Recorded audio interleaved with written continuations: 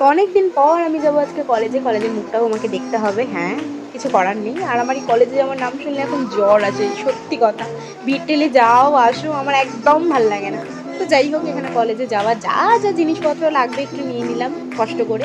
দেন এই অমৃতাঞ্জনটা আমার ব্যাগে থাকবে, এটা আমার মাস্ট, একদম থাকবে। দেন ব্যাগ ঘেটে পেলাম এই 40টা টাকা, যেটা পেয়ে আমার এত আনন্দ হচ্ছে বলার কথা না, এটা সবারই হয়।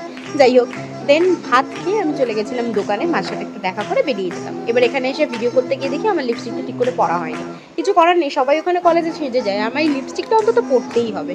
দেন ওখানে গিয়ে ভীষণ বোর লাগছিল, কি করব, লাইব্রেরি রুমে বসছিলাম আর এই স্যারের বকবকানি আর আমি একটু কিছু লেখালেখি করলাম।